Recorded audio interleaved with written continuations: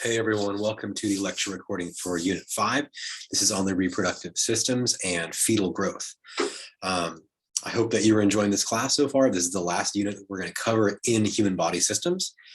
And remember, as always, this lecture recording, this video is totally supplemental, and you do not need to watch this in order to do very well in this class. This is totally supplemental and optional. Hopefully this can connect some dots. And more than anything, I'm not trying to give you more information that you have to memorize or just more stuff out there, because I think the textbook does a really good job of covering what I think should be covered in this class.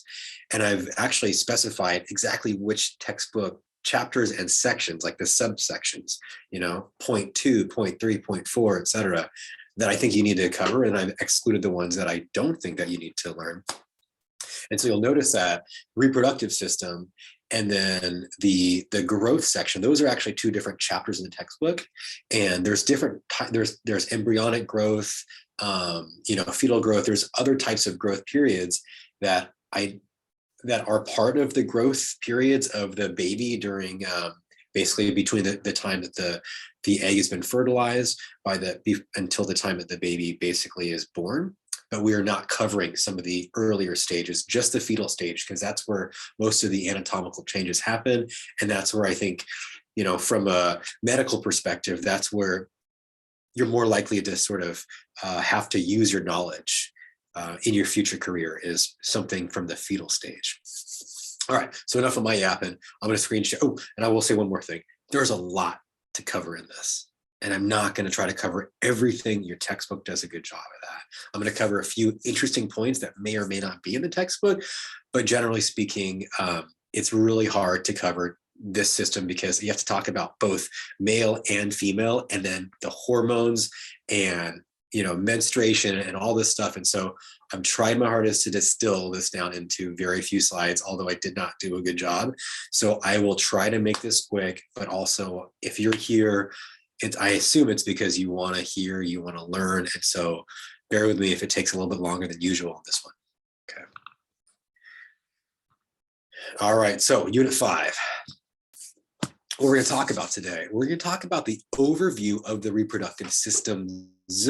I say systems because they're different for males and females, even though they are there to accomplish the same goals. We'll start off with rented list. Sorry. We'll start off with the male reproductive system because it's quite honestly a little bit easier, and then spend most of the time talking about female reproductive system and menstruation.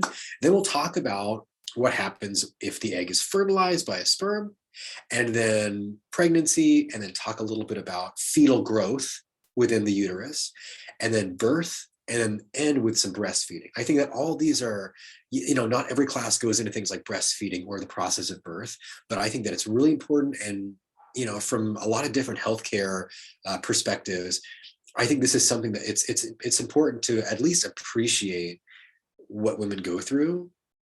And I think that to leave out things like breastfeeding, to leave out things like birth would be doing you a disservice. So it's only a few slides, bear with me. This is not to say that what I have on here is going to be on your quizzes or exams. Read the books or read the textbook chapters for that.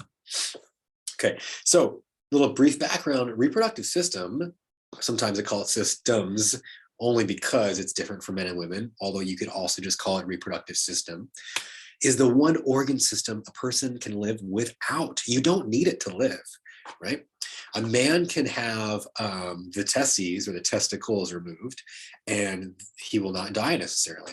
Same with a woman's ovaries. She doesn't have to die, right? So you don't have to have these for here or in order to live, but you do need them if you want to develop offspring and then basically pass on your legacy, your genetics to your offspring, right? So without this, you can live, you just can't reproduce. That's the idea here. So both men and women have what we call primary sex organs and accessory sex organs. The primary sex organs, which are also called gonads, are little structures that produce two things: hormones, those are basically chemical messengers, and then gametes. And gamete is the scientific term for sex cells. Those are the cells like basically the egg for women, and then the sperm cells for men. They have exactly half the genetics of the rest of the body's cells. Okay, so primary sex organs for men, we're going to talk about first are testes or testicles. Either way of saying those is correct.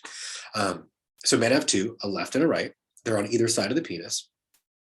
And those are primary because that is actually where sperm mature. That's where they develop and mature. And then, well, I shouldn't say mature. They're developing in the testicles. And right after, when they get into the epididymis, then they're fully maturing before they go into the vas deferens. But essentially, the testes, that is really where those sperm cells are being made, as well as the testosterone and other hormones. Okay. So the accessory organs, they have internal ones, which if you look at this picture, everything that you can't see, which on a man is essentially the scrotum, which is the sac that contains the testicles and the penis. Those are external, right? Internally, there's all these other things going on inside, right? In this pelvic cavity. So there's the epididymis, the vas deferens, seminal vesicles, prostate gland, bulbourethral glands, and semen itself. So semen is basically the fluid that sperm travels through, and it goes through this entire track, basically going from here, whoop, down through here, through the prostate, and then exiting through the penis. So that is all the internal portion of it. So if we were to look at each testicle, there are two. They contain seminiferous tubules. Seminiferous means to bring forth semen. So inside of this, we have these cells called spermatogenic cells. So genic means to produce or the origins of, and that's sperm, right? So these are cells that basically will eventually become sperm cells, and they're constantly being replenished. Throughout a man's life, he will continue to create new sperm in a, ideal sense, okay? So after those sperm are created, they then travel through the epididymis and the vas deferens that are all structurally connected. And that is a track that sperm travel through and then mature. And that process of spermatogenesis, if you were to look at one of those seminal vesicles, there's like 90 feet or so of tightly coiled, packed seminiferous tubules within each testicle. If you looked at a cross section, like if you cut it in half, on the outside, it's like the very young developing spermatogenic cells. And then as they develop and grow and grow and grow, they travel towards the inside, the lumen of it, and eventually they become sperm cells. And if you look at sort of from a genetic perspective, even though we're not going to go much into that in this class, the cell, starting with these primordial germ cells, which again, we can just think about those as the most naive or the youngest and most immature sperm cells, they're eventually going to become sperm cells. And on the way, what happens is they go through the process of mitosis, which is they double how many cells there are, and each cell has the same number of chromosomes. And eventually, through puberty, they go through this second process called meiosis. And that is when the cell splits again into two copies of itself, but each of those, we call them daughter cells, only has half of the total DNA in it. And that's how we come to having sperm cells. And it's really important with a sperm cell, just like with an egg cell, that only has half the number of chromosomes in it. That's how you got half the information from mom and half from dad.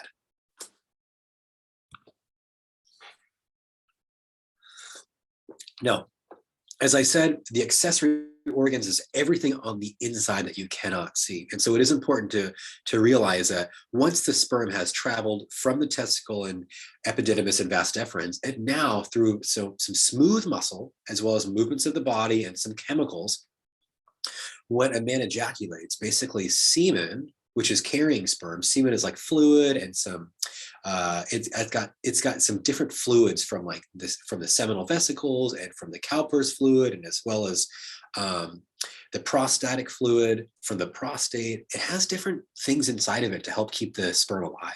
It helps regulate the pH, it's got some enzymes that can break down some bad things that might attack the sperm. It's got some fuel for the sperm to use that's going to help propel it through this entire track, basically leading to the penis, where then it's going to leave. And if the idea is to procreate, it's with a woman. Or I shouldn't even say that. It's going to be eventually wherever the sperm is intended to travel to. I'll just leave it at that. So as far as the external accessory organs go, I do also want to mention the scrotum. And because this is often overlooked, right? It says the sac. So there's a testicle in each sac, but within each testicle, it's not just wrinkly skin. There's actually muscles. There are two types of muscles, dartos muscles and cremaster muscles. And they do different things, both with the objective of keeping the optimal temperature for each testicle, because in each testicle you've got all the different new baby sperms that are developing, and if it's too hot or too cold, they will not develop correctly and those sperm will die. The optimal temperature for spermatogenesis, so creating these sperm cells, is about 93.6 degrees Fahrenheit. And if you think about it, the body is on average core temperature 98.6. So this is actually quite cool, right? So what's going to happen is these two different muscle groups are going to work to keep the testicles cool if it's too hot, or vice versa. So for instance, the dartos muscles, those make the scrotum more wrinkly. So it's wrinkly, that way you don't lose as much heat because there's less surface area, right? Or if it is really hot outside, then those muscles relax and allow less wrinkles. So then more heat can dissipate because there's more surface area as the scrotum is spread out more. Again, to maintain optimal temperature. The cremaster muscle, this is super interesting too. This can raise and lower each testicle, right? And this can be in response to something, tickling the inside of the leg, and that's called a cremaster reflex. It can be out of fear. It can be out of temperature change. It can be out of arousal, like sexual arousal or ejaculation. It can be out of a Kegel. Both men and women can Kegel. That's where you essentially squeeze in the pelvic floor. And if you're a man, if you Kegel, you might notice that a testicle or two might actually raise and lower. And that's because these cremaster muscles are actually trying to maintain perfect temperature for the testicles. Now, the sex hormones for men, again, these are produced in the testicles, primarily called androgens. And the main one is testosterone. So testosterone is actually what stimulates the secondary sex characteristics of a man. And by that, I mean, if you think about a man going through puberty, that's voice dropping, hair being developed in the face and in the axillary and the pubic region, as well as becoming sexually fertile, right? So this is that process of now those sperm cells that were still immature, now they're going through that second process of meiosis. So creating actual viable sperm, because when a man hits puberty and testosterone and other androgens are being released, what it's essentially doing is it's signaling to the testicles, hey, this body is now ready to reproduce and have a baby, or, it's essentially ready to reproduce and be a donor of sperm in order to create a new offspring, right? So you'll notice then is during puberty, there's this rapid secretion of testosterone, and that's going to lead to a lot of things, especially these secondary sex characteristics, okay? So that was a super fast overview of the male reproductive system, and that's fine with me. You got the textbook. Let's move into the female reproductive system. So the primary sex organs here are ovaries. And these, as you can see up here in this picture, are right here. You got the bladder here, and above the bladder and slight posteriorly is the uterus. That's baby's first bedroom. And right above that, laterally, I should say, and superiorly, are the ovaries, one on the left and one on the right. And these essentially have a similar function as the testicles in men. They're going to produce gametes or sex cells, and they're going to produce estrogen and then other hormones, okay? So the internal accessory organs, these are the things on the inside, are basically everything from the cervix and the uterus, fallopian tubes, and then everything external are the things that would be seen from the outside of the body, right? So this would be the labia, majora, and minora, as well as the clitoris and the vestibule. So because with men, we talked about maturation of sperm first, let's do the same thing with women. So this is a picture of either ovary, sort of as like a drawing of a cross-sectional view, if you were to cut it in one plane and open it up and look. So ideally, so this is on the left, it's coming from the fallopian tube.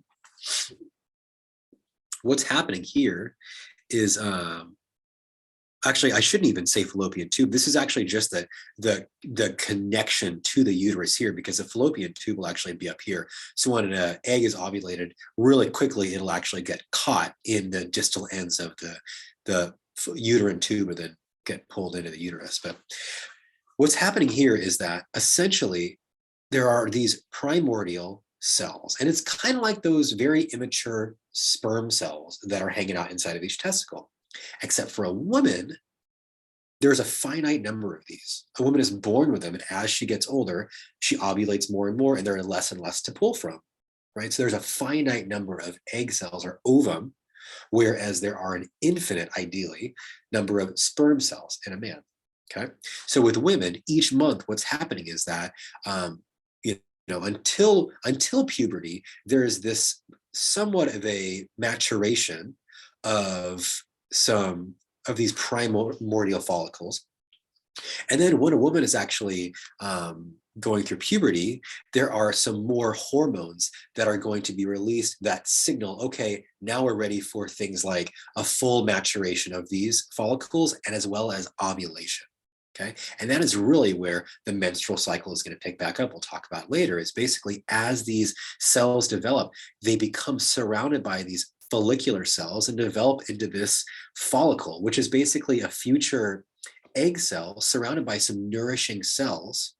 And all of this is going to eventually come back to help out if this is to become a fetus, right? Otherwise, it just sort of disintegrates and decomposes, right?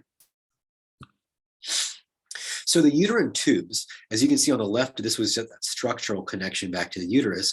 But if we were to look at that ovary and then zoom out, right by it, we have the uterine, or sometimes called fallopian tubes. And these are basically like the arms that are going to pick up an ovulated egg. And hopefully, if the idea was, you know, to get pregnant, if the penis went here, or otherwise the sperm was released into the vagina here, ideally that sperm would travel up and then meet up with the egg somewhere here in the fallopian tube. And then once it's been fertilized, that will travel down into the uterus and embed here, and that becomes that's the womb, or that's baby's first bedroom right there. Now, before I move on, I do want to talk about one more thing. In the uterus, there are 3 layers of the uterus, and the thickest one right in the middle is called the myometrium. So myo meaning muscle. The uterus is extremely muscular, and as the baby grows, if there is a baby in there, it gets stronger and it grows in response to the baby growing. And then when it's time to give birth, that uterus, based off of stretch from the baby, based off of the mom squeezing, and based off of hormones, that is this extremely strong muscle that will contract to eject the fetus when that baby is ready to be born. All right. So the vagina, because we talked briefly about the penis, the vagina is essentially, from a biological perspective, receives the penis during intercourse, provides a passageway for childbirth, and it does have smooth muscles that allow it to stretch and relax if need be. And that's, from a biological perspective, all I'm going to say about both the penis and the vagina. So the labia and clitoris here are on external accessory organs. So the labia majora and minora, both of those, in a nutshell, they're enclosing and protecting all the rest of the reproductive organs, right? So essentially it's housing what's going to be the opening to the vagina, as well as the urethra for urine, right? So really it's sort of adding this protective cover so that there's not as much exposure to the outside world, okay? Now I will say, you know, based anatomically, because in a man, the penis, the urethra runs all the way through the penis, there's a longer urethra than there would be for a woman, okay?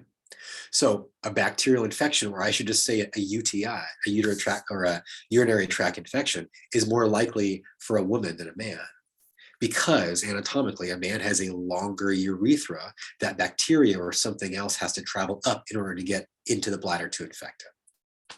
All right. So with the clitoris, this is made of erectile tissue, which means just like the penis, it can fill with blood, and it fills with blood upon physical and psychological stimulation, arousal, things like that.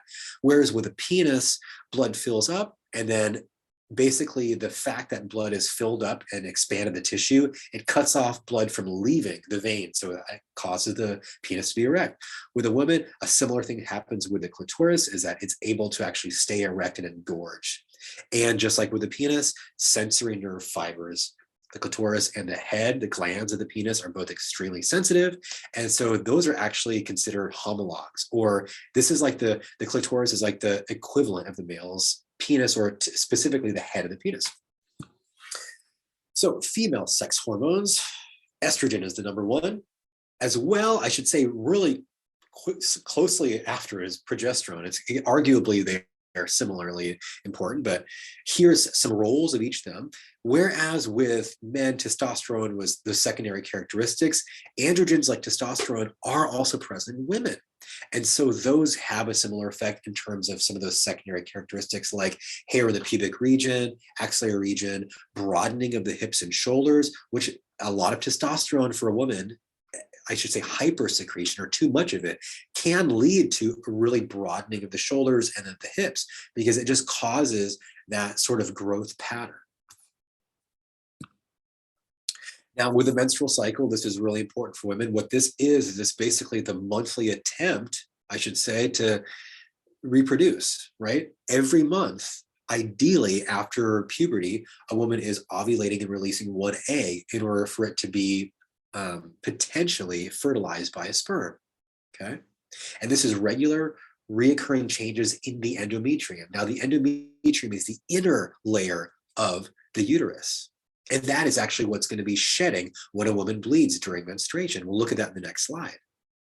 So if the egg that is left has been fertilized, then we'll talk about that in a few slides, but that's when pregnancy occurs. But if there's no fertilization, then basically menstrual bleeding, or the menses, is what happens, is because whatever the bedroom that has been made for that baby is no longer in need. And so all that extra skin, or I should say skin, those epithelial cells are essentially just shed. And I left on here menarche or menarche, depending on who's saying it. This is the term for a female's first episode of menstrual bleeding. So this is kind of like a woman hitting puberty, right? And it typically happens around 13 years of age. And generally it happens a little bit earlier than for men. And with this, as you'll read in the book, both the testicles and the ovaries, they're responding to specific hormones from the pituitary gland, specifically FSH, which is follicle stimulating hormone, and LH, which is luteinizing hormone. Both of those are basically signals that tell those gonads, hey, let's go ahead and create viable gametes or egg and sperm cells, because this person is now ready to reproduce. So on slide 17, what we got here is pretty cool. And this would be like a woman's 28-day cycle, menstrual cycle. And on the top, what we have here, we have hormones, luteinizing hormone, follicle stimulating hormone, and what they're doing to the different, basically, maturation in the cycle of that follicular cell, of that, egg cell as it matures, right? So if you actually look back to slide, so I'm on 17, if we look back to slide 11, it's this picture of these different steps. Okay, so let's go back to 17 now so you can see that. And that's those pictures as they go, right? So ideally what this is saying is around day 14 is typically when a woman is going to ovulate. Now, this can absolutely vary, but this is sort of in a perfect world.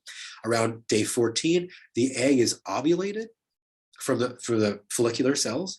And then corresponding with that, you can see there's changes that are happening both in the secretion of different hormones, as well as what's actually happening in the endometrium, and that's the inner wall of the uterus, right? So for instance, in the beginning of the month, let's say that a woman has just finished a menstrual cycle. So you're kind of right around here. Estrogen and progesterone are starting to increase, and that is triggering this ovulation, right? And then towards the end of the month, when a woman is going to ovulate, and let's see, it's right here, she's going to ovulate. And then because of that, in preparation for potentially a baby that's going to be in the uterus starts to thicken and thicken and thicken. And that's so that the fertilized egg, which we're going to call a zygote, can embed in the uterus and live there and grow. But if it notices that certain hormones are not there because the egg was not fertilized, then the production of estrogen and progesterone drops, which usually they sustain the pregnancy, but they drop because there's no viable life that's living in there. And because of that, all of a sudden there's shedding. There's shedding from the endometrium. And then it starts all over again every month. That's the idea there, okay? Now, let's say that there was fertilization, right? Let's say that there was a sperm that did actually meet the egg. This is a pretty crazy scanning electron micrograph image of that, right? There's a ton of different sperm. There are millions and millions of sperm in a milliliter of semen, right? But there's only one egg. So a sperm is basically the smallest cell in a man's body, while an egg is basically the largest cell in a woman's body, right? But only one of these sperm is actually going to make it inside, ideally. Okay, only one sperm cell fertilizes the ovum, and an ovum is the term that describes the mature egg cell that is ready to be fertilized. Now, as I said, a lot of the different sperm are going to kind of work and actually break through this external zone called the zona pellicula. But once one of them does, it's like a trigger. Once one sperm gets inside of it, that outer layer just hardens and it prevents, ideally, all the other sperms from entering. That's how only one sperm can get it. And it's really important because otherwise you would have too much DNA in there, right? You only need one set from mom and one set from dad. You don't want one set from mom and two sets from dad. That's too much. And then it will probably not be a viable life, okay? Now, when that sperm enters and it fuses, that's what's going to create the future baby. And at that point, that's called a zygote. A zygote, and that's a diploid cell. The term diploid, di meaning two, means it's got the full complement of DNA. It's got all the chromosomes. If you see haploid cell, that's got half the number of chromosomes. And that's what's inside of a sperm cell, and that's what's inside of an egg cell. So I don't know if they cover this in the book, but I just wanted to share this with twins because people always ask about this. What's the difference between a fraternal and maternal or identical or dizygotic? So we just talked about a sperm fertilizing an egg. With a fraternal or dizygotic, that means there's two zygotes. What's happening is basically a woman, the mom, ovulated two eggs. So each egg was fertilized by a different sperm. Right? So that just means that there's two separate, unique people that are growing inside of mom, right? Because of that, they can be opposite sexes. You can have a boy and a girl. If there's a boy and a girl twins, they're fraternal twins. If they're identical twins, they are always the same sex. And here's why, is because there was one egg, it was fertilized by one sperm, but then throughout its own process of growth, it actually split off. It became two identical cells. Now, throughout the uterus, throughout life, things environmentally, things that are constantly changing will leave subtle changes. We all know twins that don't look exactly like. And that's because there's other things in the lifespan that can actually influence physical appearance. But ideally, this is what's happening with an identical twin, is it's been one egg that's been fertilized by one sperm, but then after it's been fertilized, it then splits into two identical offsprings when that shouldn't really be happening. So with pregnancy, after the sperm has fertilized the egg, usually there are 3 trimesters or 40 weeks of gestation, which means growth inside of the uterus. When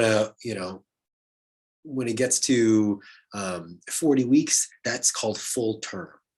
Okay. And now within the first week, there's a type of development of that zygote that was called cleavage. And then there's embryonic development with weeks 2 through 9. And then we go to fetal growth and development, which is weeks 9 all the way up until week 40. And that's what we're going to focus on here, because cleavage and embryonic, quite honestly, I don't think anybody that's going to be taking this class really is going to use that information. If you want to know it, by all means, read it in the book. I'm not going to test on it. I think the most important, useful stuff is going to be here in the fetal growth and development stage. So within that fetal stage, again, week 9 until birth, the offspring is no longer called a zygote. It's not called an embryo or a blastula or morula or any of these other terms. Those are all different stages, right? It is now called a fetus. It's a viable life, okay? So just like little kids, their heads are way bigger than their bodies, and there's massive changes happening every week. Their external reproductive organs can be noticed around the 12th week. Although even by week 10 or even earlier, they can do genetic tests to figure out the sex of the baby through different blood tests. Now, one of the cool things about this stage is the different anatomical structures and changes that's happening. Specifically the interaction between the mom and the fetus, right? So the way that mom is able to actually provide more than just a home for the baby is she's also giving nutrients, oxygen, taking away waste products. Basically, the mom is doing all the functions of the cardiovascular system and the respiratory system put together, the digestive system, the lymphatic system, everything. Mom is doing that times 2, right? So what's happening is that the placenta, this is this organ that's the gas exchange between mama and the fetus. And that is on one end. Basically, mom would be over here. Okay. And then there's the umbilical cord that has a vein and 2 arteries that then goes right down to the baby. So the mom can breathe air from the outside environment and then oxygenate that and send that oxygenated blood down to the baby and then take away the deoxygenated blood, right? Because the baby's cells all need oxygen and they all produce carbon dioxide. The baby's cells need food and they all produce waste products that they need to get rid of, but they can't do that themselves. So that's how mom is doing it, is through the placenta and the umbilical cord, okay? Now, with that in mind, there are some things called fetal shunts that are used in order to bypass certain things, right? And these all disintegrate after birth. These are temporary. Now, actually, believe it or not, some of these stay patent, or if these are holes or these are temporary vessels, sometimes they don't go away. And so this can actually lead to some diseases in adults when things don't go as planned. But from a normal perspective, we have 3, right? We have the ductus venosus, and this is really connecting the umbilical vein with the inferior vena cava. And so what this is saying is, if we look back here, the umbilical vein is oxygenated blood from the placenta to the fetus. And so this is weird. This is one of those instances in the body where a vein is carrying oxygenated blood, right? Most of the time, except for, although the pulmonary arteries and veins, everywhere else in the body, for the most part, you've got veins carrying deoxygenated blood and arteries carrying oxygenated blood. But here, in the ductus venosus, you're connecting the umbilical vein, which has oxygenated blood, to the vena cava of the kid, which means usually our vena cava is what brings back deoxygenated blood back to our heart, right? So what this is doing is it's bypassing. It's just saying, hey, right to your heart, here is oxygenated blood, okay? So what that does, it gives the fetus oxygenated blood right from the bat, like right off the bat, right from the beginning. The ductus arteriosus, this connects the pulmonary artery with the aorta. So what this is doing is, if you think back to the heart, we have the right atrium, right ventricle, left atrium, left ventricle, right? Imagine that's those 4 chambers. Now the pulmonary artery, this is going to be right after you leave the right ventricle. So the blood is still deoxygenated. It goes into the pulmonary arteries where it's going to pick up blood, but it's already oxygenated because it came in through the ductus venosus.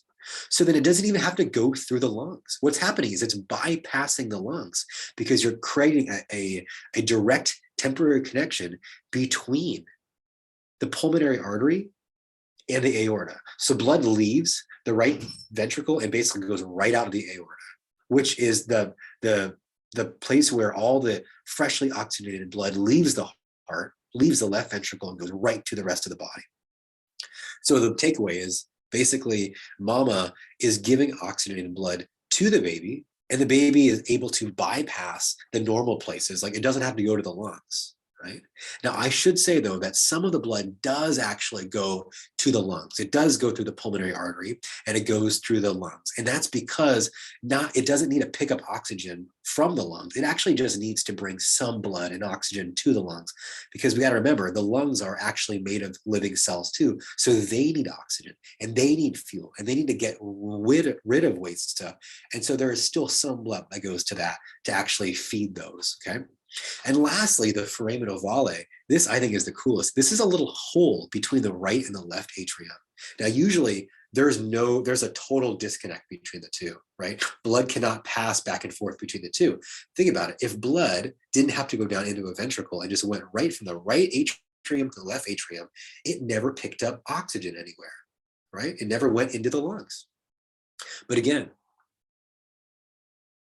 that's sort of being bypassed in the fetus, right? We don't really need blood to go into the lungs of the fetus because mom is already giving us oxygenated blood. So what this is doing is this is just letting blood bypass the lungs again, go right into the right atrium, and then go down and then up and out of the aorta. It's pretty amazing. Okay. Now this closes just like the other things. This goes away right after birth. Now, the foramen ovale, within the first few breaths, ideally, pressure changes in the body is actually supposed to close this automatically, but sometimes it doesn't. It's called a patent foramen ovale, and that can lead to some serious problems. With birth, okay, usually after about 30 weeks, and that's measured from the first day of the menstrual period, that was, thought that was when someone got pregnant. It's basically a series of positive feedback loops. So you got to think back to all the times in this class we said, hey, there's this negative feedback loop, right? And that's when something goes wrong. And whenever that thing that went wrong gets back to normal, everything is back, right? So the body works to do the opposite of whatever threw the body out of homeostasis to get it back, right? The most common one is like temperature regulation, right? We have a normal body temperature and then things get too hot. And then we have some receptors that say, hey, this is too hot. So they send a signal back to a central thermostat or a central regulator that says, okay, we need you to change something. And then once the temperature gets back up to normal, then that shuts off, right? It's like the thermostat and the heater in your house for cold or hot air. Well, that's an example of a negative feedback loop. With a positive feedback loop, this is less common in the body. This is when whatever threw the body out of homeostasis happens, the body intensifies that and it makes it happen more and more and more. So with birth, what's happening is basically the baby's ready to come out. It's growing, it's stretching, and it's stimulating the uterus to contract, right? There's more hormones that are being produced, like progesterone. It's stimulating the uterus to contract. And when it contracts, it's squeezing on the baby to get rid of it. As that happens, it stretches more and more and more of the uterus. And that causes more oxytocin and other progesterone to be secreted that causes more contractions in the uterus. And then by the time the baby's head is pushing against the cervix, which is like the neck of the uterus, then basically it's causing even more contractions. So basically whatever has happened, rather than doing the opposite to restore homeostasis, the body makes that happen even more and more and more until something happens. And in this case, that's the baby leaving. That's expelling the fetus. Now, baby's out. How's baby going to eat? So we'll talk about briefly mammary glands, and these are the breasts, right? So this is how baby is going to actually survive from the normal way. Otherwise, there's other ways to feed babies, but this is the most classic way. Right. So breasts they are very unique and I think really interesting tissue. They're glands, right? That means they're secreting something, right? These are exocrines that's going through ducts onto a surface. And so what's happening here is you've got multiple alveolar glands that all drain their milk through lactiferous ducts. And lactiferous means to bring forth lactation, right? Which is milk production. And it all ends in the nipple. Okay. So there's milk being produced, and then it's all draining here to be sucked on by the baby. And that's really important. It's called the milk down reflex. As long as the baby is sucking, it's actually going to do two things. One, it's going to stimulate the production of milk, and that is caused by a hormone called prolactin. But then sucking specifically on the nipple by the baby is going to release oxytocin. Okay, and oxytocin is another hormone from the pituitary gland. And what that's going to do is that's going to say, okay, there's milk there, we need to let it go through. Okay. So baby suckling actually causes that nervous pathway and allows milk to then come forth. And I mean, it's pretty amazing. This can be more than just sucking. For instance, you know, right now we have a 6-month-old who's still breastfeeding. And when my wife hears him even cry or sees him, she can actually start to have some milk being released from the nipple too. So it doesn't even have to be just the sucking itself. The last thing I do want to mention, though, this is an example of a negative feedback loop in that when the baby no longer is sucking, or there's no longer a stimulus for milk to be produced, then, or to be released, it stops even being produced, right? So if there's no demand for it anymore, then there's not going to be enough hormones that are being released, specifically things like prolactin, that are telling those glands to produce milk. So they stop producing it. And so the idea here is that if a woman continues to as long as they're breastfeeding, they're going to continue to produce milk. Once they stop breastfeeding for a given period of time, their milk production will decrease. And if they continue, it will cease fully. Okay. That was it. Hopefully that wasn't too long. Hopefully you are still awake. And I hope that was helpful. Okay, well, email me if you have any questions. Otherwise, thanks for your time and good luck with your quizzes and exam. Bye.